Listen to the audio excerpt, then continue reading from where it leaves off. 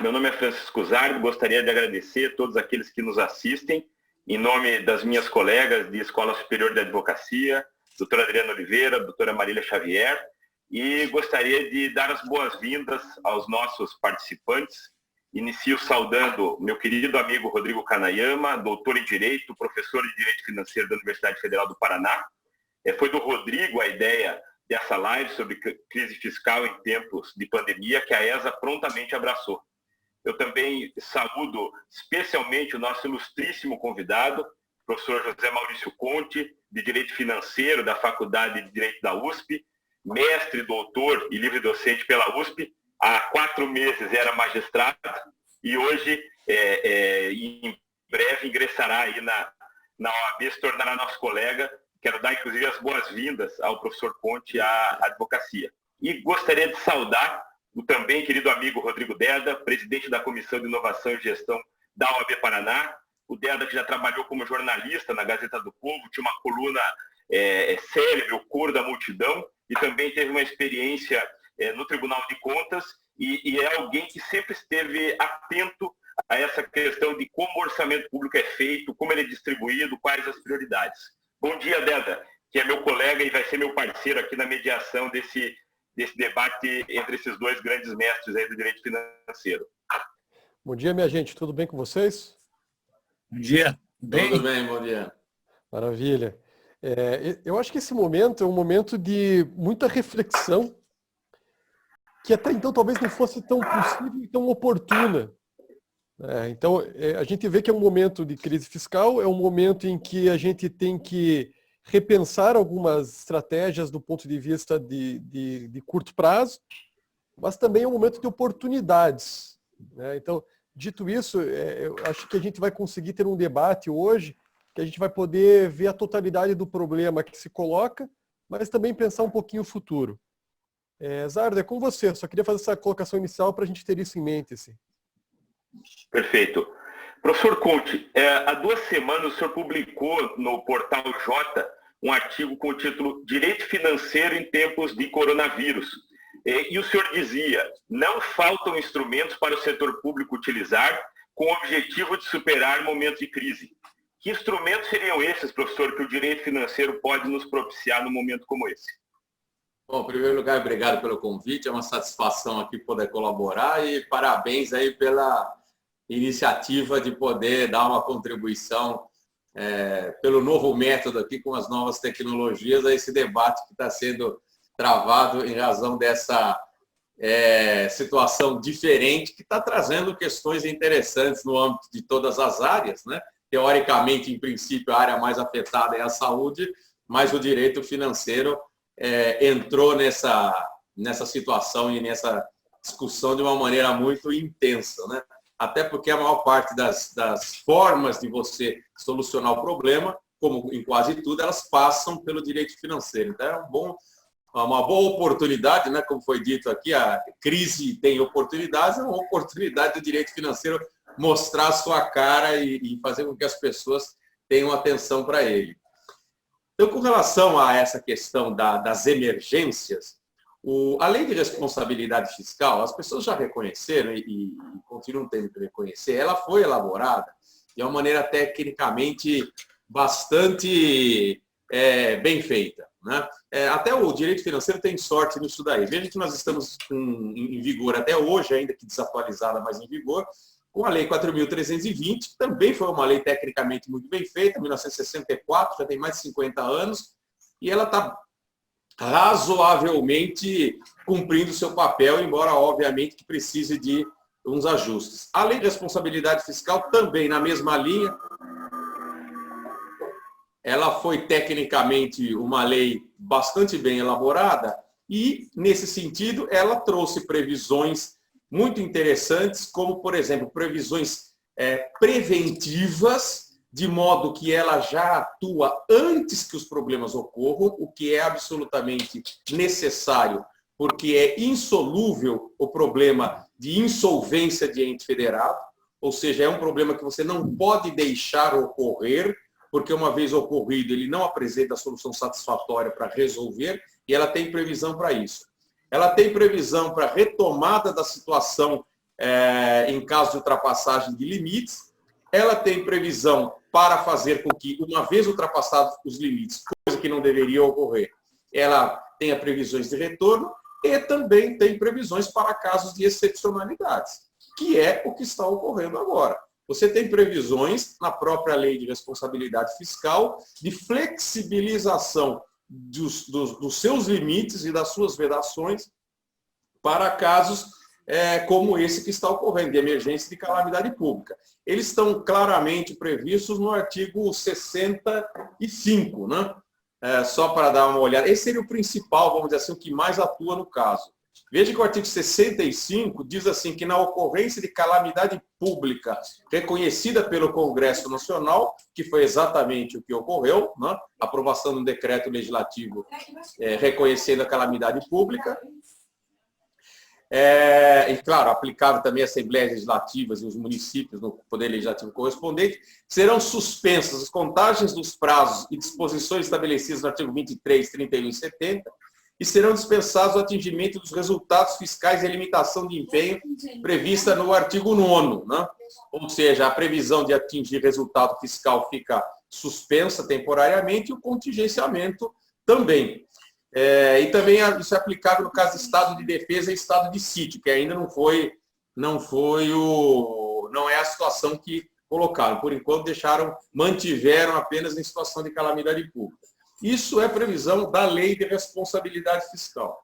Sem prejuízo, e são coisas que também fazem parte dos instrumentos financeiros, você já tem a previsão natural, isso já vem da própria Lei 4.320, da abertura de créditos extraordinários em situação emergencial.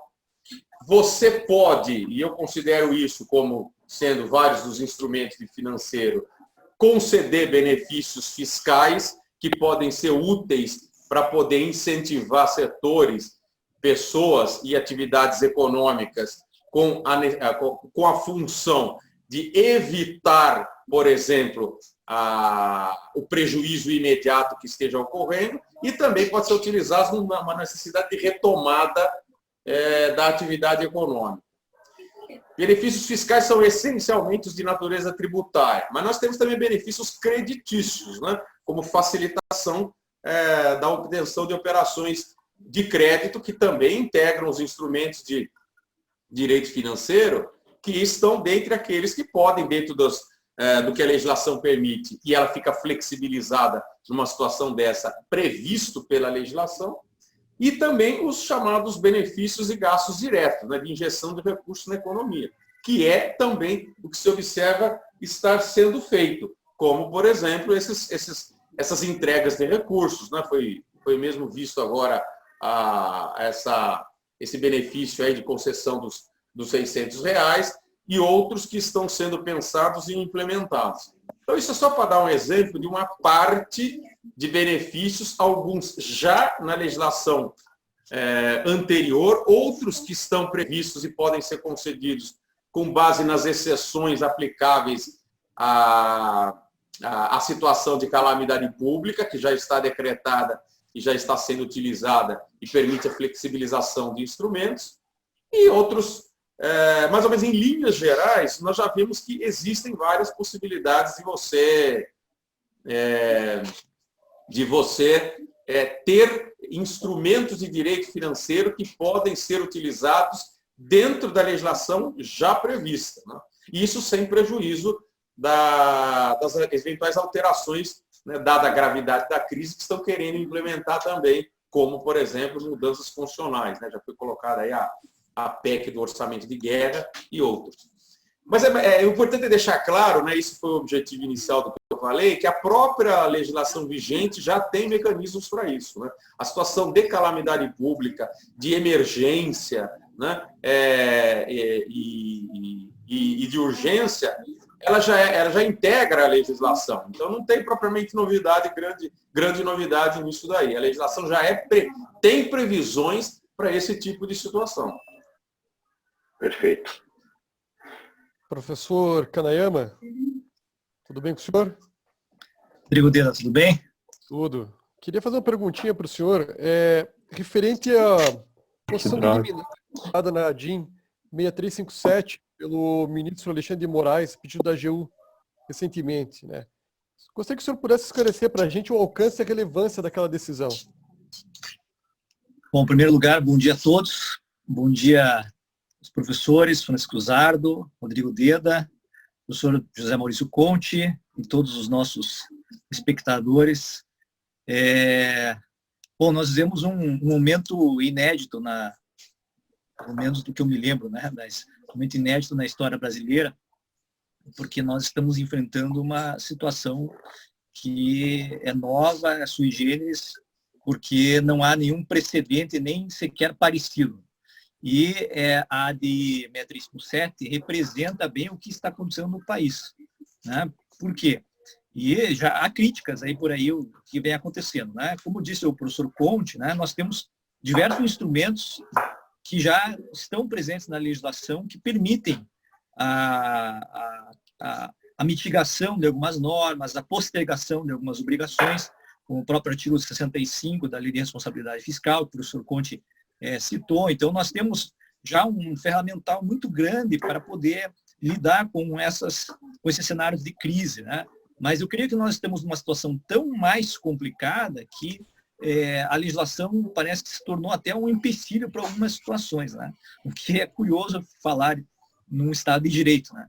Mas a ADI 6357, que foi proposta pela AGU, trouxe uma decisão curiosa, né? Porque a pretexto de dar interpretação conforme a Constituição de alguns dispositivos da Lei de Responsabilidade Fiscal e de um dispositivo da Lei de Diretrizes Orçamentárias que está vigente neste ano, o ministro Alexandre de Moraes, na prática, suspendeu a aplicação da lei, né? Ela se tornou inefetiva até que se passe essa crise do coronavírus, né? Então, mantendo-se esse decreto de calamidade pública, se mantém a decisão dele, o que já é bastante curioso.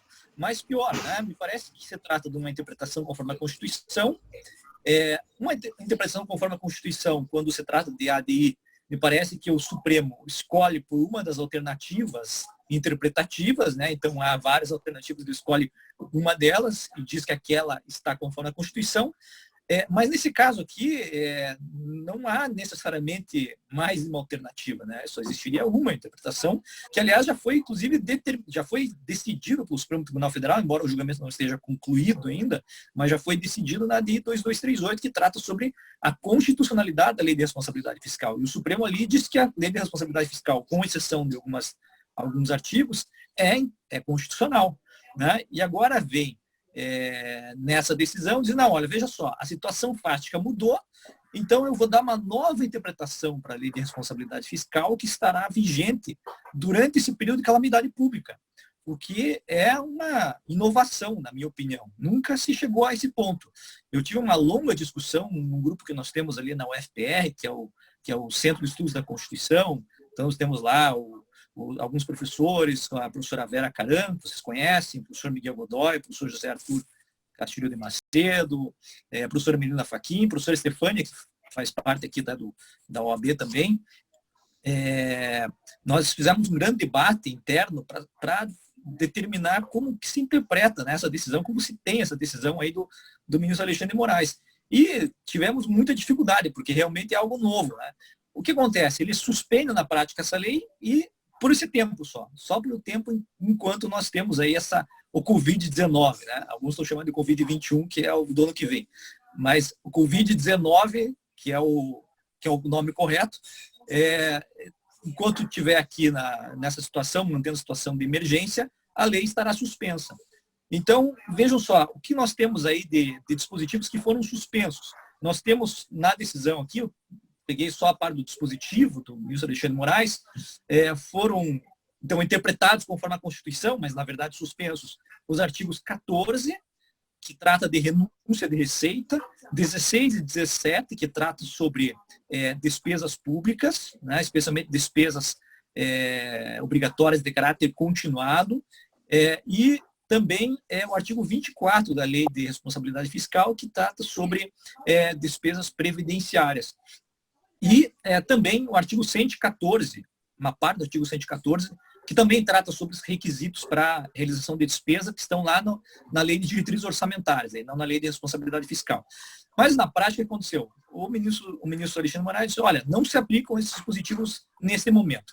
Isso significa que a União, e isso se estende também aos estados e municípios, se houver decreto de calamidade pública, né, porque eles provavelmente todos quase já têm, né, decreto de calamidade pública, então se estendem para eles também os efeitos. O que acontece? Os entes federativos não precisam mais observar essas regras durante esse período. É um período de exceção, né, em que a regra ali que está posta não vale. Mas depois que terminar esse período de exceção, espero que logo, né, talvez final do ano, que é até quando o decreto legislativo prevê, né, 31 de dezembro, volta ao normal. Então, eu não vejo substrato jurídico para fazer uma defesa dessa decisão, né? É uma decisão curiosa. O correto seria que o Congresso Nacional avaliasse uma situação excepcional e abrisse, então, uma exceção para este ano na lei de responsabilidade fiscal. Ok, não tem problema nenhum, isso faz parte do jogo político, eu creio que o Congresso pode tomar essa decisão. Agora, o Supremo Tribunal Federal, e mais uma decisão monocrática, decidir por suspender uma decisão, no mínimo, sem precedentes. Então, estamos vendo realmente uma situação nova. Vamos ver o que vai acontecer. Legal. A propósito dessa situação nova, uma outra novidade que a gente, enfim, espera se deparar em breve é a chamada PEC do orçamento de guerra, né? Que cria uma espécie de orçamento paralelo durante essa emergência de saúde. Inclusive, ela adota a expressão, né? É um regime extraordinário fiscal. Eu gostaria que o professor Conte esclarecesse para a gente em que consiste essa PEC, salientando que ela já foi aprovada na Câmara e agora precisa ser aprovada no Senado, e também se ele concorda com os termos dessa PEC. Bom, em primeiro lugar, parabéns aí, Canayama. Gostei muito da sua análise, viu? Muito bem feita aí, tá perfeita. E eu, embora tenha ouvido agora, já a minha tendência é concordar plenamente. Tá perfeitamente adequada aí, como só poderia esperar de você mesmo. Mas indo diretamente aqui ao PEC do orçamento de guerra, então, eu estava olhando essa PEC, pelas notícias que estavam sendo divulgadas, estavam claramente dizendo que a PEC era, usando as suas palavras, né, um orçamento paralelo. Bom, eu fui verificar o texto da PEC, achei um pouco estranho, comentei com alguns colegas, praticamente eu posso dar a certeza da correção do que eu vou falar. Não é isso que estão falando, não é um orçamento paralelo. Porque nós temos na divisão da lei orçamentária em 3 partes, que é o orçamento fiscal, da Seguridade Social e das estatais, vamos dizer assim, né? Eu imaginava que tivesse criado por um período um 4º orçamento. Olha, nós teríamos um orçamento X aqui, né? E para separar os recursos da arrecadação e da despesa, o que eu acho que não deixa de ser uma ideia interessante desta forma, porque você dá transparência para os gastos, quer dizer, você separa as dotações, o que for de receita que vai ser destinado para o tratamento da pandemia, fica alocado separadamente e os recursos saem dali, você tem uma transparência e uma clareza maior da dimensão e da entrada em recursos de gastos específicos. Imaginei também que, se não fosse isso, pudesse ser algo como um fundo, que foi o que eu imaginei antes. Ou seja, um fundo constitucional orçamentário, nos termos do artigo 71, que teria a mesma função, né? E apelidar de orçamento, mas na verdade seria um fundo. Foi o que eu imaginei também. Também teria a mesma função. Ou seja, você separar as dotações, as receitas para um determinado fundo específico e os recursos sairiam dali. Também permitiria um gerenciamento mais claro e transparente. Mas, ao se ler a PEC, não vê que foi isso que ocorreu, né? E uma série de regras para o gasto de recursos nesse período. O que me faz entender que, na verdade, o que eles criaram foi um regime jurídico especial e excepcional para gastar os recursos nesse momento. eu fiquei com a convicção disso e depois percebi que só pode ser isso mesmo, porque está escrito na própria emenda, ó, institui regime extraordinário fiscal financeiro de contratações para enfrentamento da calamidade pública. Então, não é um orçamento de guerra, não é um orçamento paralelo e não é um fundo também, porque você tem um regime especial para aqueles gastos. Nesse ponto, não me parece ser a melhor medida em termos orçamentários, porque isso tira aquela transparência, clareza e separação das dotações para o caso específico. Quer dizer, não vai conseguir depois ter aquela facilidade de saber se você teve arrecadações específicas ou destinação de recursos específicos para cuidar da calamidade pública e depois usou os recursos especificamente para trazer a calamidade pública. Aparentemente, para mim, isso está misturando os recursos normais do Tesouro, do orçamento fiscal e da Seguridade Social, provavelmente, para poder regular essa situação, e depois vai ser muito difícil saber qual foi, vamos dizer assim, a comparação de receita e despesa específica para esse caso. Então, assim, não me pareceu a melhor medida. Eu teria feito de outra forma, teria feito como foi anunciado, ou criando um outro orçamento, ou criando um fundo. Eu achei que esse mecanismo de regime jurídico extraordinário diminui a transparência, a clareza, e eu diria que dificulta a gestão que eu chamaria de eficiente e transparente. Talvez facilite uma gestão para quem quer ter mais liberdade de gerir os recursos sem muitas amarras, né? Então, é mais ou menos essa a minha ideia que eu tenho sobre essa PEC que está sendo submetida à aprovação.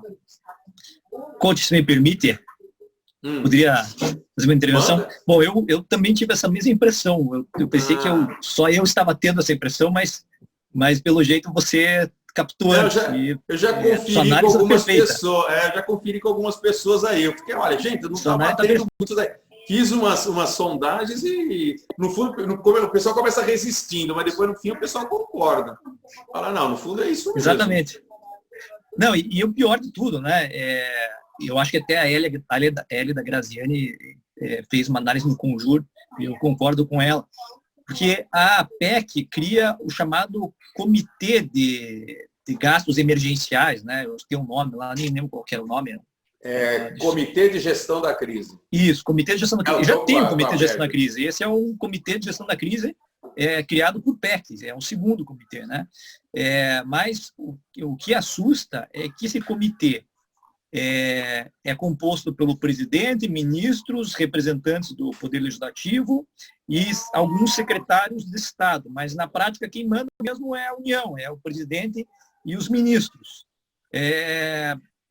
Claro, há certa pressão sobre o presidente, eu acho que me parece que é um recado que o Legislativo está dando para o presidente, né, mostrando ao presidente, talvez você não saiba o que está fazendo, e aí nós vamos fazer melhor aqui. Então, ele compõe esse comitê, o Legislativo compõe o comitê com membros do Legislativo, inclusive, né, para ter esse controle dos atos do presidente. Me parece que também tem essa função.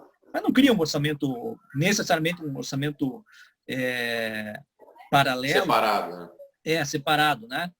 Agora, o que me preocupa são as normas que são criadas para aquisição de bens, serviços. É um regime excepcional de compras do Estado, né? A comissão ela pode intervir, embora não seja claro, mas nas compras que os estados fazem. Então, aquisição de serviços, contratação de serviços, compra de bens, todo o processo vai ser simplificado por meio desse comitê, né? E mais, né? Ainda tem a suspensão da regra de ouro. Então, a regra de ouro, que nós vamos falar mais tarde, do artigo 167, inciso 3º, também pode gerar um problema mais para frente. Eu não vejo muita saída nesse momento quanto à regra de ouro, mas é preciso um certo cuidado para que isso não cause prejuízo no futuro, né? Exatamente. Aliás, só um detalhe, né? Há uma crítica que vem principalmente do Tribunal de Contas, que publicou até um informativo a respeito disso, sobre a desnecessidade da PEC, né? E que quando a gente olha, a gente vê que a única alteração constitucional, portanto, que justificaria a PEC, é realmente a quebra da regra de ouro, porque no mais, não haveria realmente necessidade de ser por PEC, né? Todas as disposições que estão aqui, Exatamente. elas são por... Não há necessidade de serem por norma constitucional, com exceção justamente da alteração da regra de ouro.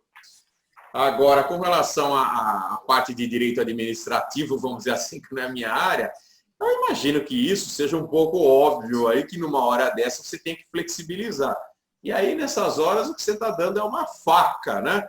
Agora, aí, como eu já disse outras vezes, faca você pode usar para matar alguém ou pode usar para cortar um queijo.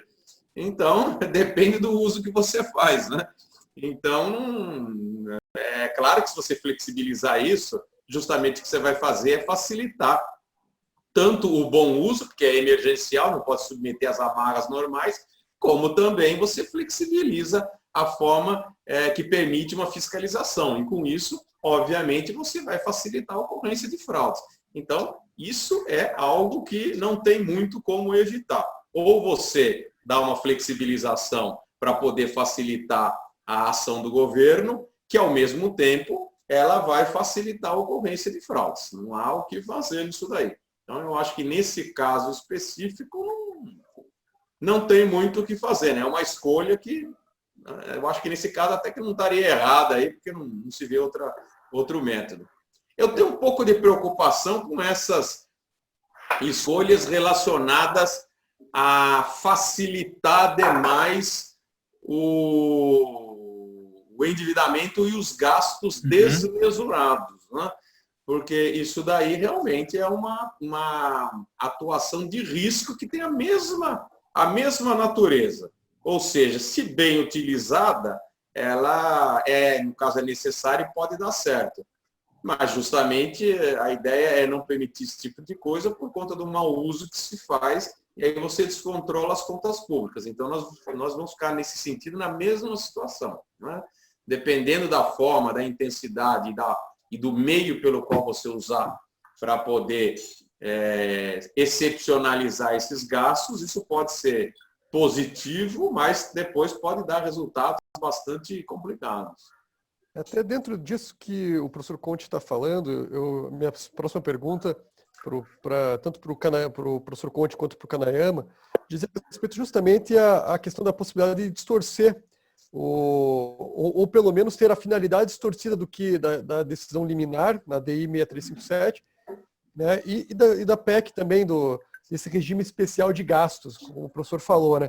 Gostaria que vocês me dissessem, aprofundassem um pouco mais com relação aos problemas que essas duas medidas podem trazer, tanto para a União quanto para os estados, no curto prazo e até eventualmente para o ano que vem, né? Bom, começa você aí. Ia começar porque você demorou. Então, essa é uma preocupação até do Estadão hoje, né? O Mansueto Almeida falou no jornal, foi entrevistado e, claro, levantou esse problema, mas ele crê que não haverá, né, maiores prejuízos para as finanças públicas. Eu tenho uma preocupação, obviamente ele não vai dizer o contrário, né, mas eu tenho preocupação sim, né? Nós sabemos como funciona a administração pública em alguns locais e não vejo assim descartado o problema desse aproveitamento da crise para realizar gastos irregulares, com menos controle. Isso vai acontecer, por isso que os órgãos de controle são importantes para que exerçam depois a sua atividade. Só uma interrupção. Como foi dito no começo, crise é oportunidade para todo mundo, inclusive para os pilantras, né? Que é bem provável que não vão perder essa daqui. O pessoal não tem muita dó, não. Mas realmente é possível, não vejo como descartado, né? Porque, claro, nesse momento em que nós estamos passando, todos ficam com os nervos à flor da pele, os sentimentos se modificam, ficamos mais lenientes com algumas situações, né? Mas nós temos que manter a racionalidade, porque depois o preço vai ser alto se não houver o controle. Ninguém está questionando aqui as medidas necessárias para combater a crise do Covid-19. Eu creio que ela será muito ruim nas próximas 2 ou 3 semanas. Então, ninguém está questionando que o Estado deva fazer isso, deva pagar um auxílio para os trabalhadores informais, especialmente, deve auxiliar as pequenas empresas. Ninguém está questionando isso. A questão é que é a forma como é feita, né? Não tenho dúvidas também que o endividamento vai aumentar, que nós vamos ter um problema para o futuro, mas isso não tem jeito. É a única solução nesse momento. Agora, fraude de licitação, dispensas inadequadas, nós sabemos como acontece, né? Então, isso tem que ter controle permanente. Agora, o risco existe. O Mansueto Almeida fala hoje no Estadão sobre isso, naquela entrevista que até o Francisco compartilhou conosco também antes, e ele também expõe lá a situação dos entes federativos.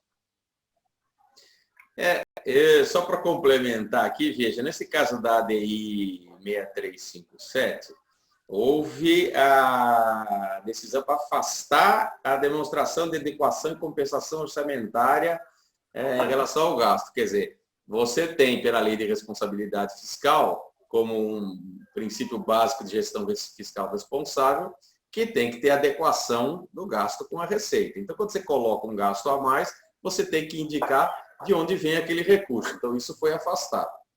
Então, veja, aqui eu vou ter que dar um palpitezinho aí de economista, e eu, apesar de ter o diploma, ele é bem velhinho, né? Foi junto com a Faculdade de Direito, sou formado em 89 nas duas, então já tem quase 30 anos, e o meu diploma de economista nunca foi efetivamente usado. Então, eu uso o diploma de economista mais para saber aonde eu não devo dar palpite, que é o que eu vou fazer agora. Mas algumas coisas básicas é possível compreender. Então, uma delas é a seguinte: não tem como as pessoas se recusarem a admitirem que você tem que ter um equilíbrio orçamentário. Ou seja, você tem que ter, para gastar, recurso suficiente, que é o que está na lei de responsabilidade fiscal. Quando você vai fazer um gasto, você tem que fazer previsão de arrecadação. Então, o que acontece? Você tem fontes de arrecadação. Você tem o Estado tendo fontes de arrecadação. E o Estado gasta. Para você poder manter esse equilíbrio, quando você aumenta o gasto, você tem que aumentar a arrecadação de alguma forma. Nesse caso, o que se está defendendo é que você gaste sem ter necessariamente um lastro, ou você se endivide, que é uma forma de você aumentar a arrecadação pela via do crédito, mas isso gera a consequência da necessidade de pagar. O que acontece numa situação dessa? Você tem que necessariamente promover esse equilíbrio de alguma forma. Então, no caso de endividamento, você pegou um recurso decorrente de endividamento, ele vai aparecer depois, na hora, tendo que pagar. Isto vai ter que ser pago de alguma forma. Então, você tem que ter uma compatibilização disso. Ou com a redução de gasto, coisa que fica meio um pouco difícil de você fazer numa hora dessa, que na verdade você está expandindo o gasto. Ou aumento da arrecadação, também fica difícil, porque na verdade você tem uma previsão de diminuição da arrecadação, já que a atividade econômica vai piorar. E aí fica uma situação, como é que isso vai ser compensado? Você acaba percebendo que existe uma possibilidade muito grande disso ser compensado pelo instrumento inflacionário, né? O governo não tendo recurso suficiente para gastar, ele vai gastar, e isso vai resultar na desvalorização da moeda. A moeda, a inflação, né, para quem acompanhou isso, tem a minha idade, sabe como é que é, a inflação nada mais é do que uma forma do Estado se financiar com o que a gente pode chamar, entre aspas, de imposto inflacionário. Quando você coloca a inflação na economia, na verdade, você está fazendo com que o Estado se financie às custas das pessoas que não conseguem se defender do processo inflacionário. Então, você está impondo um imposto que é absolutamente sem base de cálculo, sem arrecadação, sem justiça tributária, sem nada. Você está fazendo com que quem pague a conta são as pessoas que não conseguem se defender do processo inflacionário. Mas é uma maneira que é considerada boa pelos gestores, porque você não consegue saber quem é o culpado, né? Você não consegue identificar nem exatamente quem está sofrendo, nem quem é o culpado, nem quem é o responsável. Você pode botar culpa em qualquer um. pode botar a culpa, como fizeram lá no Sarney, nos comerciantes que aumentam o preço, você pode botar a culpa em banqueiro. Ninguém sabe quem é exatamente o responsável. Na verdade, o responsável é o governo. Mas você não sabe nem quem paga, nem quem é o responsável. Então, se você não mantiver um equilíbrio orçamentário pelas vias normais e transparentes, você vai obter o equilíbrio por essa via inflacionária que não tem nenhuma transparência e não tem nenhuma responsabilidade na gestão e nenhuma justiça fiscal, porque simplesmente você escolhe como sendo responsável pelo financiamento as pessoas que não conseguem se defender da inflação, que aí é um salve-se quem puder, né? Um Deus nos acuda. Então, essa é a minha preocupação aí que eu tenho, porque é muito fácil escolher essa via inflacionária. Quando você escolhe a via inflacionária, você não se considera responsável por isso. O gestor que provocou isso diz que a culpa não é dele, né? Ele tem como jogar a culpa para terceiros. Então, é uma via muito preocupante. Então, é preciso que realmente se mantenham os parâmetros de responsabilidade fiscal e se escolha exatamente quais são os métodos de financiamento dos gastos que vão se exceder nesse caso aqui, né?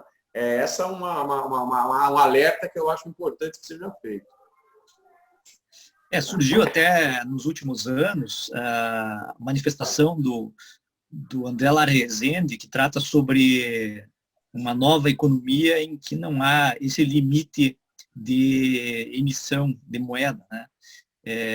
Então, está inteiramente relacionado aí ao imposto inflacionário. O Estado faria, então, a emissão de mais moeda, colocando, então, moeda no mercado, o que faria, para os economistas mais tradicionais, com que a moeda que você tem no seu bolso perca o valor, né? Isso que é a ideia de imposto inflacionário. Então, mas o André Lara Rezende vem defendendo que o Estado faça a emissão. Ele diz que não tem limite para fazer emissão de dinheiro, né? E defende isso há muito tempo já, e no Valor Econômico, especialmente em 2019, houve um bom debate entre os economistas, assim, por várias semanas sobre esse assunto, e o assunto voltou à pauta agora. Então, é uma situação nova, bem interessante aí que nós estamos enfrentando. Será que o Estado vai, entre aspas, imprimir dinheiro para resolver esse problema? Essa é a grande dúvida. Em limite para imprimir não tem, né? Exatamente. Pode imprimir, só que isso tem que ter um lastro. Se ele usar isso daí para poder provocar um incentivo à economia e isso resultar efetivamente num crescimento, aí vai acabar resultando em aumento da atividade econômica, aumenta a arrecadação, e você, por essa via, tem a compensação, né? A arrecadação acabou aumentando pelo incentivo à economia. Agora, isso evidentemente tem que ser feito, né? O economista, nessa hora, ele age como um médico, né? Então, aí volta aquela máxima que todos sabem, que nem todos sabem, isso é importante, só quem tem doença grave é que sabe. Remédio, ele é um veneno, né? Só que você, e esse é a grande habilidade dos médicos que atuam em situações mais graves, que é acertar a dosagem. Se você tiver proximidade com alguém em situação crítica, você vai perceber exatamente essa habilidade do médico. O medicamento, ele é uma droga, o nome próprio diz, ele é uma droga, ele é um veneno. Só que se você aplicar na dose certa, você mata a causa da doença e não mata o paciente. E justamente a habilidade do médico está em saber conduzir esse processo para matar a causa da doença sem matar o paciente, né? Então, é a mesma coisa que os economistas têm que fazer numa hora dessa. Então, você vai imprimir dinheiro, aumentar gasto, é algo que você pode fazer se você quiser e usar a dosagem certa, que é bastante arriscado, né? É uma situação bastante arriscada, exige muita competência e exige muita habilidade. Então, não dá para dizer que não pode fazer, né? Agora, o que as pessoas precisam também notar, né, e isso é uma observação que eu fiz até na aula que eu dei na última sexta-feira, é que tem alguns pensamentos aí que guardam uma incoerência e parece que as pessoas não percebem.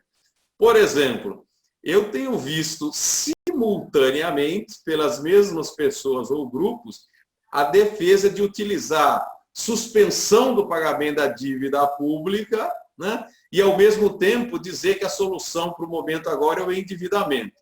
Veja, né, se você vai no mercado pedir dinheiro para poder se endividar, Como é que você vai, ao mesmo tempo, no mesmo dia, na mesma hora, dizer que você não vai pagar a dívida, porque esse dinheiro que você vai usar para pagar a dívida, você vai transformar em dinheiro para poder usar na pandemia, né? Não tem sentido. Você está chegando para o seu credor, avisando no mesmo momento, olha, eu não vou pagar a dívida que eu tenho e eu preciso de mais dinheiro emprestado. Não tem o menor cabimento. Eu não sei como é que pode as pessoas não perceberem esse tipo de incoerência. Agora, o mercado é muito inteligente, muito esperto, que sabe disso com antecipação. Por isso eu vejo também um problema nesse momento. É que os economistas dizem que não tem outra solução. Quando não tem outra solução, não tem outra solução. Mas um problema é possível que já haja uma precificação disso daí. Então, é óbvio que o credor vai tender a cobrar mais caro, ou seja, juros mais altos, para emprestar um dinheiro para alguém que ele já acha que tem grande risco de não pagar as prestações. Tanto porque já está anunciando, quanto por estar em situação de crise e que vai dificultar ter recurso para pagar o crédito lá para frente. Então, é bom as pessoas terem ciência para não deixarem de estar atentos que um endividamento nessa hora, de uma maneira pouco responsável, ele talvez gere o efeito de aumentar o ganho dos credores, né? Quem pode ganhar muito dinheiro nessa época é justamente o grande capital financeiro que vai ter recurso disponível para emprestar numa hora que todo mundo está precisando de dinheiro emprestado, né? Pela lógica de mercado, esse dinheiro vai ficar bem caro. Professor, até a propósito disso, e desse receio de que essa emergência de saúde seja usada para fins oportunistas, uma das grandes bandeiras da OAB, e o Judiciário tem sido sensível a isso, é a questão do pagamento dos precatórios. Então, que se faça um cronograma e que se regularize esses precatórios, que afinal são dívidas que a Justiça já reconheceu e que o Estado deve pagá-las por força de decisão judicial. E, no entanto, a gente vê um movimento de alguns prefeitos já se levantando, e até estados, no sentido de que seria necessário, para atender essa emergência de saúde, a suspensão do pagamento dos precatórios. Como é que o Rodrigo Canayama, e aí queria ouvir o Deda também, que tem bastante sensibilidade a isso, como é que os senhores avaliam esse movimento que se insinua? Essa é a especialidade do Canayama, já tem livro escrito sobre isso. Pode falar primeiro, Canayama, mas eu completo depois. Bom, veja só, em primeiro lugar, precatório não traz voto, né? Pagamento precatório não traz voto. Então, essa é a premissa que nós temos que partir. Mas eu vejo que os governadores e os prefeitos estão se movimentando para tentar uma postergação do pagamento de precatórios. Agora, com relação aos precatórios do Estado do Paraná, especificamente, né, nós temos uma situação também complicada, porque nós já estamos aguardando o pagamento de precatórios há muito tempo, né? Então, tem credores do Estado do Paraná que já estão esperando aí há 20 anos ou mais até o pagamento dos precatórios. Muitos já morreram, deixaram para os herdeiros, né? Então, é uma situação que não se resolve nunca. Então, o que nós temos que fazer nesse momento é nem 8 nem 80. Eu acho que nós não precisamos nem continuar pagando exatamente do jeito que estava, né? Nós podemos fazer um regime diferenciado, mas ao mesmo tempo também não podemos suspender todos os pagamentos, né? Sobretudo porque muito do dinheiro que é para pagar precatório já está depositado, já está na conta do Tribunal de Justiça, né? Então, veja, nós temos que encontrar um meio termo. Eu entendo que é difícil a situação, todo o dinheiro pode ser necessário para atender os enfermos do Covid, mas, por outro lado, como eu disse, tem muitas pessoas que até hoje estão lá esperando para receber esses precatórios, né? Que conseguiram ganhar a ação quando tinham lá seus 50 e poucos anos e hoje estão com 80 anos e não receberam precatório ainda. Então, é uma situação muito triste para os credores. Agora ela fica mais difícil, mas eu não vejo assim como uma solução ou 880, né? Nós temos que encontrar o meio termo. Pagar o que for possível e quitar esses precatórios. Muitos já estavam para ser quitados, né? O Estado do Paraná, por exemplo, nos últimos anos, aí, especialmente nos últimos meses, vem mostrando disposição para pagar esses precatórios, vem conseguindo quitar essas dívidas. Então, não é algo para se descartar nesse momento. Eu acho que tudo pode ser resolvido desde que não se chegue ao extremo, né? Então, nós temos aí, na minha opinião, a obrigação de pugnar pelo pagamento dos precatórios, mesmo durante esse período, né? Justamente porque essas pessoas que têm precatórios para receber, né, foram lesadas no passado e estão aguardando todo esse tempo aí aqui no estado do Paraná, pagando precatório. Aliás, estado do Paraná e São Paulo, né, Conte? Nós temos aí os dois estados. E a cidade também, né? E a cidade também, né? São os maiores devedores, né? Exatamente, maiores devedores do Brasil. Então, não creio que possa haver aí uma moratória absoluta no pagamento da dívida, né? Senão também não paga nenhuma dívida, também tem essa, né? E deixam de pagar dívida, é a mesma coisa. É o mesmo reflexo que vai trazer o que o Conte disse agora há pouco.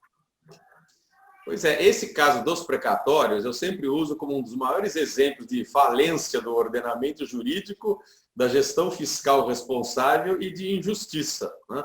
Porque você tem um instrumento em que você não tem mais o que discutir em relação ao fato de uma pessoa ser devedora e isso daí não se resolve. Por quê? Pelo que foi dito pelo Kanayama logo no início. Não tem vantagem política nenhuma, né? Isso não atende a um interesse político significativo. Então fica sempre no último da fila para ser pago. E isso fez com que nessas dificuldades financeiras você deixa sempre para o último lugar da fila para ser pago e atinge situações absolutamente inusitadas, como décadas para receber o precatório. Só que isso vai aparecer agora de novo, porque você tem uma situação de aperto fiscal e você tem que fazer aquela escolha trágica de saber quem é que vai ficar sem receber, qual conta vai ser postergada. Aí, no momento desse, veja a situação como é que fica, né? Quando você tem que escolher quem não vai receber, você vai fazer o quê? Não pagar salário de funcionário público, isso vai dar um caos enorme e a resistência é imensa. Você não vai interromper serviços públicos pela falta de pagamento, também isso vai dar uma resistência imensa, um prejuízo social imenso. Então, quando você começa a ver todas as despesas que você pode cortar, aí chega nos precatórios. Pegar uma pessoa que está 15 anos sem receber, dizer que vai demorar um ano a mais. Vai chegar nessa hora, é óbvio que a probabilidade política de acabar resultando nessa escolha vai fazer com que você coloque essa pessoa de novo no final da fila. Então, é uma coisa lamentável, porque você está numa situação de injustiça absolutamente visível, você está numa situação em que o ordenamento jurídico está completamente falho, mas por razões políticas, numa hora dessa, não é difícil adivinhar que provavelmente eles vão ficar escolhidos como sendo alguém que vai novamente acabar pagando a conta. É provável que isso ocorra. Então, o mais razoável seria algo na linha do que foi dito pelo Kanayama, né? Talvez fazer alguma flexibilização para não colocar também a conta inteira justamente naqueles que estão sofrendo a injustiça há mais tempo. Mas é muito difícil que, numa decisão política, eles não voltem para o final da fila, que é o que fez eles ficarem na fila até agora, né? É o mesmo motivo que agora aparece novamente. É lamentável essa situação, infelizmente. Só para acrescentar, eu acho que esse é o papel da OAB e de outros organismos para evitar que, pelo menos, que haja uma interrupção de pagamento de precatórios, o que realmente prolongar uma injustiça que já vem sendo realizada há muito tempo, né? Eu vou aproveitar um momento aqui que a gente é um ano de eleições municipais, né? E eu gostaria de saber dos senhores como é que vocês avaliam esse momento, né, que a gente tem um afrouxamento das regras fiscais, né? E qual que é o papel da sociedade para evitar que algum tipo de desvio de finalidade com esse afrouxamento das regras aconteça, né? Peraí, só pode repetir um pouquinho, que eu acabei não compreendendo bem aqui, teve uma pequena falha. Nós estamos com um afrouxamento de regras fiscais, né? Qual que é o papel da sociedade para evitar, do ponto de vista do controle social, né, o que a sociedade pode fazer para evitar que a gente tenha aí uma malversação nos gastos, né? A lei de responsabilidade fiscal já sabiamente, digamos que introduziu, né, o que a gente pode chamar hoje de princípio da transparência fiscal.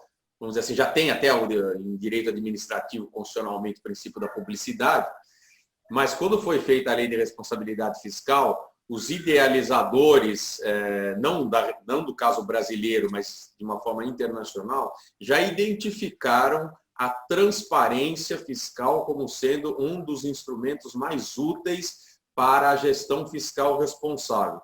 Porque você expande o sistema de fiscalização não só para os órgãos institucionalizados, como no caso lá, Tribunal de Contas, etc., mas você expande isso para a sociedade como um todo. Então, o ideal é ter um bastante cuidado com relação, por exemplo, só para ficar algo que é mais fácil de ser fiscalizado pela população, esses mecanismos de transferência de renda. Então, você vai dizer que você vai transferir renda para determinadas pessoas que sejam necessitadas. É importante que isso seja colocado de uma forma pública, quer dizer, quais são os critérios para a transferência desse recurso e quem vai receber esse recurso. Porque isso permite com que as pessoas identifiquem se quem está recebendo o recurso, eventualmente, é alguém que não é um merecedor ou não está preenchendo aqueles requisitos. Como o caso do Bolsa Família, por exemplo. Tem lá os requisitos para a pessoa receber o Bolsa Família, né, que é destinado para pessoas pobres, etc, etc. Se você colocar o nome de todas as pessoas e identificar claramente quem está recebendo de uma forma fácil de você identificar, a própria população vai acabar percebendo que tem gente que está recebendo esse benefício, o Bolsa Família, ou esses R$600, mas que não está enquadrada ou não é uma pessoa merecedora de recebimento dos benefícios e pode fazer a denúncia. Algumas coisas são mais complexas, elas não estão no âmbito de compreensão das pessoas, mas estão no âmbito de compreensão, por exemplo, da imprensa, né? Então, a imprensa também, tendo acesso a dados e informações, os inimigos políticos também são grandes e úteis fiscais, né? Eles tendo acesso aos dados, isso que é um dado relevante, uma informação importante, tendo acesso aos dados, eles podem ser úteis como instrumentos ou como operadores do sistema de fiscalização. Então, é muito relevante que exista transparência dos dados, não só em disponibilização dos dados, mas disponibilização de dados de forma útil e compreensível para permitir que você use a população toda, né, todas as instituições, ONGs e pessoas, como operadores do sistema de fiscalização. E aí sim você tem um sistema de controle social que expande muito e dá muita eficiência para a fiscalização financeira e orçamentária. Eu tenho algumas preocupações com relação às eleições, né? Primeiro, nós não temos certeza de que elas ocorrerão ainda, né? As eleições municipais. Nós não sabemos o que vai acontecer nem na semana que vem, quanto mais em outubro. Mas vamos supor que elas ocorram em outubro, né? Qual que vai ser aí o papel dos prefeitos, qual vai ser o reflexo do Covid nas eleições. Tudo dependerá de como os prefeitos, os governadores também, embora não sejam eleições de governadores, mas interferem nas eleições municipais, né? E o presidente da República se comportem nesses próximos meses. Se nós tivermos um resultado positivo no combate ao Covid, é bom para os prefeitos, especialmente os que estão no poder, né? Se os resultados forem ruins, especialmente em razão da pressão da presidência da República em favor do afrouxamento das regras de isolamento, e se o prefeito for alinhado ao presidente, aí o efeito também pode ser nefasto para esses prefeitos. Então, esse é um momento complicado para os prefeitos, porque eles estão como nós, assim, não sabemos exatamente o que vai acontecer na semana que vem e todos os fatos que advirão da infecção interferirão nas eleições de outubro, né? Então, claro que as contas públicas vão interferir, né? Se houver um gasto irregular, e com certeza isso vai aparecer. Eu me lembro, só fazendo um parênteses, me lembro da época da Copa do Mundo, quando todo mundo falava das maravilhas dos investimentos públicos que estavam sendo feitos nas obras que foram realizadas em parte, né? Nós temos aí obras inacabadas. Aqui no nosso aeroporto, metade da obra não terminou ali na entrada do aeroporto, está com 6 anos de atraso, 7 anos de atraso aí desde a Copa do Mundo, né? Então, surgiram depois aqueles problemas, todo mundo sabe, com relação às obras públicas. Com certeza teremos denúncias depois desses fatos que estão acontecendo hoje, né? Vão vir denúncias, vão aparecer desvios de prefeitos que não estejam aí comprometidos com a coisa pública. Mas nós teremos sim reflexos nas eleições. Pode ser bons os reflexos ou ruins. Tudo vai depender das próximas semanas, né? Se nós tivermos um combate eficiente, ótimo para os sujeitos que estão aí no poder. Mas, senão, eu creio que nós teremos aí uma renovação muito grande nas prefeituras aí, Brasil afora, né? Então, vamos ver o que vai acontecer. Não tenha dúvida. Eu também sou dessa opinião que esse fator vai dar uma distorção nos resultados eleitorais. Agora, isso é uma coisa que, convenhamos, quase todo ano acontece, né? Esse ano vai ter com maior ou menor intensidade, mas os fatos que ocorrem no momento sempre influenciam nas eleições. Nesse caso, eu diria que vai ser mais intenso, né? Mas vai exercer uma influência. Agora, até aí, se cada vez que tiver um fato político, social importante, você adiar eleições, vai abrir um precedente perigoso, né? Precisa saber, na verdade, se dá para fazer. Eu acho que se permite, se a Justiça Eleitoral conseguir conduzir o processo e não ver alterações mais significativas, o ideal é manter, né? Até para não abrir o precedente, senão daqui a pouco vem, na véspera de outra eleição, acontece um outro fato, às vezes até menos grave do que esse, mas vamos dizer que é grave, e aí fica essa discussão sempre posta aí de se é o caso ou não de... Começa a abrir uma discricionariedade aí para saber se pode ou não você adiar eleições. Então, em princípio, o ideal é manter. Mas vai gerar uma distorção, evidentemente. Você obtém sucesso no combate, beneficia aqueles que foram a favor. Não obtém sucesso, beneficia aqueles que estão contra. E o problema é que os políticos, eles pensam... esse é um problema complicado, né? Por isso que eu não tenho muito apreço pela atividade política, porque é comum eles pensarem politicamente, né? O sujeito não está realmente preocupado no que é mais eficiente ou no que é melhor para a sociedade como um todo. Ele está pensando no que é mais vantajoso para oferir benefícios políticos. Então, não é impossível que você tenha, por exemplo, gestores, né, governadores e prefeitos, querendo apostar, né, no fracasso da atividade econômica e exercer atividades nesse caminho, não porque estejam querendo defender a saúde das pessoas, mas porque estão querendo apostar no fracasso econômico para poder depois oferir benefícios com isso. Ou vice-versa, né? Então, essa é uma parte que eu acho assim, muito negativa, né? Você tem um sujeito que raciocina exclusivamente por critérios políticos. Isso é bastante prejudicial mesmo. Para a gestão pública, é uma das coisas mais lamentáveis você ver o sujeito pensar focado, né, no benefício político que ele vai obter. E, em geral, a tendência de que se a pessoa é político é porque ela tem um raciocínio que faz ele pensar politicamente. O ideal é que se pense administrativamente. Mas, né, se ele pensasse administrativamente, talvez não tivesse chegado lá no cargo que ele ocupa, né? A tendência é que ele tenha um viés para pensar politicamente. Eu gostaria de fazer a última pergunta para vocês. A gente está se aproximando aí do horário limite, né? E a gente tem visto que até o momento está se falando em aumento de gastos, e como disse o Rodrigo Canarema, necessários para atender essa situação excepcional. E, por hora, não se falou em aumento de impostos, né? Até porque as classes mais vulneráveis estão completamente exauridas em sua capacidade contributiva. Eu gostaria de ouvir de vocês se esse, porventura, seria um momento adequado para se tratar da implementação do imposto sobre grandes fortunas, que está previsto na Constituição e até hoje não foi, enfim, implementado aqui no nosso país. Como é que vocês avaliam essa situação de aumento de impostos, talvez sobre esse mecanismo, como uma forma de aplacar esses gastos extraordinários que estão sendo feitos. Quem começa aí, Canaima?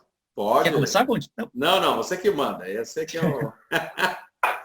Bom, vejam só, eu até escrevi um artigo sobre isso, eu acho que esse tema vai voltar à pauta, né? O IGF vai, pelo menos, ser discutido no Congresso Nacional. Não sei se vai ser instituído. Existem argumentos favoráveis e contrários ao IGF. Argumentos bons favoráveis e argumentos bons contrários, né? Os contrários, claro que os argumentos atendem também a quem tem interesse, né? Os contrários são argumentos econômicos, com relação ao comportamento do contribuinte, né? Então, você criar mais um tributo, mais um imposto, no caso, você institui um imposto, especialmente voltado para as classes mais altas, pode gerar uma fuga de capital do país. Isso já aconteceu em outros países, né? Na França, por exemplo, isso já aconteceu, em que se estabeleceu um imposto mais alto e houve uma fuga. Mas isso é algo que pode acontecer, né? Porque normalmente as pessoas mais ricas têm mais condições de criar para si mesmas políticas de elisão fiscal. Então, é mais fácil obter vantagens, mesmo havendo uma legislação um pouco mais restritiva no pagamento de impostos. Existe outro lado que defende a possibilidade e também vem ganhando corpo. Eu acho que existe uma grande chance aí no Congresso Nacional de haver uma aprovação de algo semelhante. Se não isso, pelo menos uma mudança na legislação relacionada ao imposto de renda, que aí eu acho até viável, mais viável, que aconteça no curto prazo, né? Tributação sobre dividendos também, acho que isso pode vir a acontecer, né? A discussão que já vem de algum tempo e agora vai ganhar força. A questão é o seguinte, né? Nós temos hoje, se vocês pegarem o estudo do Tesouro Nacional, vocês encontram no Google também, fizeram uma pesquisa muito, muito rápida, a carga tributária nossa é semelhante da média dos países da OCDE, um pouco mais baixa, se não me engano, a última atualização, mas está mais alta do que vários países aqui da América do Sul, né? E está muito mais baixa do que vários países nórdicos, por exemplo. Então, nossa carga tributária ela fica no meio do caminho entre os que têm pouca carga tributária e os que têm muita carga tributária, que são os países nórdicos. Agora, o problema não é necessariamente a carga tributária, né? Nessa discussão sobre qual país tem a maior carga tributária. O problema é o retorno que os tributos proporcionam para a população. Então, nós temos aí uma carga tributária relativamente alta em relação aos países da América do Sul, mas o retorno é pífio para a maior parte da população, né? Então, o dinheiro que está sendo mal utilizado. É possível que essa carga tributária cresça, isso já vem acontecendo nos últimos anos. Então, a carga tributária vai crescer, nós temos que fazer frente a essas despesas novas e ao pagamento da dívida que vai surgir naturalmente a partir do Covid, né, da crise do Covid. Então, na minha opinião, vai voltar à pauta com força tanto o IGF quanto a discussão sobre outros tributos, né, uma nova readequação aí das alíquotas do imposto de renda. Nós já tivemos aí no passado recente a revisão das alíquotas previdenciárias, né? Eu, por exemplo, estou pagando mais previdência agora como servidor público federal, e todos os estados também. O Conte provavelmente também está pagando mais previdência em São Paulo, bem mais em São Paulo, e é algo que vai se aprofundar mais ainda nesse ano com essa crise, né? Então, os novos impostos e o IGF vem com força aí para os próximos meses, né? Não tenho dúvida disso. Eu nunca estudei muito profundamente o IGF, então não tenho aí muito como dar palpite. Também na parte tributária, como eu já virei exclusivo do direito financeiro, já faz tempo que eu não me aprofundo suficientemente nas questões tributárias. Mas, com relação especificamente ao IGF, eu diria o seguinte, ele teoricamente, ele tem um caráter de justiça fiscal bastante relevante, que seria tirar dos mais ricos. Mas eu nunca entendi exatamente, porque nunca conseguiu ser seriamente colocado para ser aprovado e nem ter sido implementado. E o curioso é que quem propôs, né, isso eu me lembro, porque já estava dando aula na época, quem propôs o IGF foi o então senador Fernando Henrique Cardoso. Depois ele ficou 8 anos na presidência e nunca quis implementar esse IGF. Qual é a minha dúvida? Eu nunca sei se o IGF não é implementado pelas forças das pessoas que seriam os contribuintes de IGF, que exercem e conseguem efetivamente brecar isso daí para não serem atingidos, ou se ele realmente é um imposto ineficiente, que é uma hipótese bastante provável, porque se já antigamente você tinha uma boa quantidade dos recursos aplicados em ativos que são bem tangíveis, como imóveis, por exemplo, hoje em dia, cada vez mais, as grandes fortunas não estão em ativos tão facilmente identificáveis. De modo que isso facilita muito a dispersão desses ativos e a colocação desses ativos em outros estados que você tem dificuldade de atingir. Então, essa possibilidade dele ser ineficiente é uma possibilidade bastante grande. De modo que talvez seja esse o motivo pelo qual ele não é implementado. Então, eu nunca tive certeza disso. Eu não tenho certeza se você tem dificuldade pela pressão dos contribuintes, dos possíveis contribuintes, que obviamente tem condições para isso, ou se ele realmente é bastante ineficiente. Então, é uma dúvida aí que é difícil de ser sanada e eu não tenho condições aí suficientes para não ter estudado o assunto. Com relação à carga tributária, embora esteja aí na média, quem trabalha lá no comércio, na indústria, e mesmo as pessoas físicas, a carga tributária é difícil ela ser aceita maior do que já é, né? Por exemplo, você pega um servidor público, né, como eu era, na verdade, você continua recebendo aí na forma de aposentadoria, mas você pega o servidor público, sobre o servidor público, a alíquota que incide para um valor que não dizer que é alto, né, a partir de um valor que eu considero até relativamente baixo, só de imposto de renda é 27,5%. Agora a alíquota da contribuição previdenciária passou para 16%. Objetivamente, o que cai na conta de um servidor público é metade do que ele recebe. Então é difícil você achar que dá para aumentar mais do que isso. Torna a atividade não compensatória e a vontade de você escapar da tributação é tão grande que você entra numa situação de achar que realmente é muito difícil você suportar aumento de carga tributária. Eu acho que nesse caso, na situação que nós estamos agora, especificamente, o que talvez pudesse ser mais aceitável seria alguma coisa como algo do tipo empréstimo compulsório, né? Que você cobraria, escolheria o fato gerador e o contribuinte, talvez pegando pessoas que tenham sido menos atingidas pela crise, e você incidiria um tributo com prazo curto, né? Poderia ser até o final do ano, que é a data que eles dão para essa situação limítrofe, e depois devolveria o dinheiro, né? Que é perfeitamente cabível nas hipóteses de empréstimo compulsório, que é justamente para caso de calamidade pública. Então, eu particularmente preferia que, se houvesse necessidade de fazer algum tipo de tributação, que fosse dessa forma que ela é temporária, devolvível e permitiria atingir pessoas que sofreram menos com os casos de pandemia.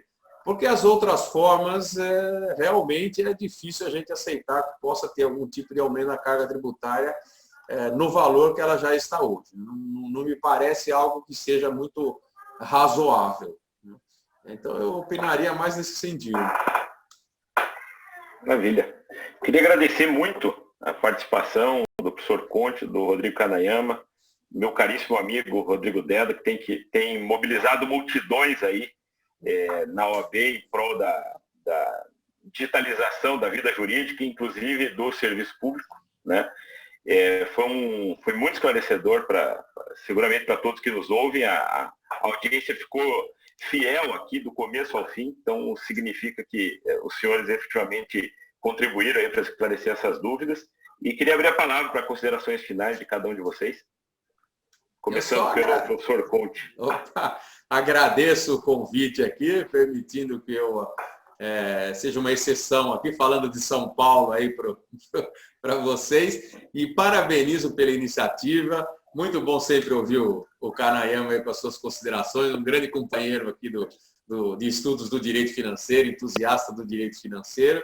E vamos procurar colaborar aí com o debate para tentar ver soluções para essa situação excepcional, esperando que isso tudo seja levado a bom termo, né? Sem acabar com o ordenamento jurídico, que é um problema complicado que a gente já vê começar a acontecer, porque uma vez aberta a porteira, depois é difícil fechar. Então vamos tentar ver se a gente consegue colaborar para dar soluções, preservando a rigidez do ordenamento jurídico e reiterando os agradecimentos por esse tipo de iniciativa que colabora nesse sentido. Muito obrigado a todos os presentes aí. E agradeço também às pessoas que estão ouvindo. Muito obrigado. Bom, eu agradeço o Francisco Zardo, o Rodrigo Deda, por abraçar a iniciativa, né, e pelo trabalho que estão fazendo na ESA. É muito bacana esses eventos que estão acontecendo de forma remota. Eu acho que nós temos um bom público e vem mostrando aí o bom trabalho que vocês estão fazendo, né? E eu cumprimento o professor Conte, meu amigo de São Paulo. Nós temos aí tantas discussões candentes aí em direito financeiro nos últimos tempos, né? E todo dia uma novidade. Então, obrigado aí por aceitar o convite e por dividir aí a tela do computador. Para fechar, eu diria o seguinte, tá? Está muito difícil escrever um artigo jurídico nos últimos tempos e especialmente nas últimas semanas, porque em matéria de direito financeiro, todo dia é um dia, muda tudo, né? Então, eu estava aqui concluindo o artigo na sexta-feira à noite, e sábado de manhã recebo a publicação da alteração da LDO deste ano, né? Então, é tão rápido que nós nem temos tempo mais de atualizar nossos artigos. E isso vai acontecer mais durante todo esse tempo, né? Para quem tiver interesse, pode acessar o site do Planalto. Tem uma aba específica sobre normas relacionadas ao Covid-19. Tá? Então, todas as portarias, todas as resoluções, decretos, leis, medidas provisórias foram publicadas em ordem cronológica no site do Planalto. Então, vocês podem acompanhar ali quase em tempo real, tá? Porque eles demoram um pouco para atualizar também. Mas é interessante. O Estado do Paraná também fez uma página assim, dá para acompanhar toda essa normativa aí nova que nós estamos aí acompanhando. Tá bom? Eu agradeço muito por vocês terem abraçado a ideia e nos fazerem um convite também. Foi uma satisfação estar aqui na ESA mais uma vez. Obrigado. Francisco, eu agradeço também o convite. Professor Kanayama, foi muito instrutivo para mim. Gostaria só de comentar que eu acredito que a gente não tem escapado de uma discussão de justiça de capacidade de tributação, sabe? Porque é um momento em que os mais atingidos estão na periferia, até porque não tem mais atividade econômica, não podem sair de suas casas, então a gente vai ter que pensar em formas de justiça social. E, ao mesmo tempo, é um momento, eu entendo, de oportunidade, aí transcendendo o direito financeiro, mas é um momento de oportunidade para a gente pegar e fazer uma reforma do Estado. E a gente necessita dessa reforma especial para que a gente possa voltar a ter eficiência do gasto público, como o professor Kanayama comentou. Então, muito obrigado. Tá? E acho que fica aqui para a gente poder pensar novas formas de aprender junto.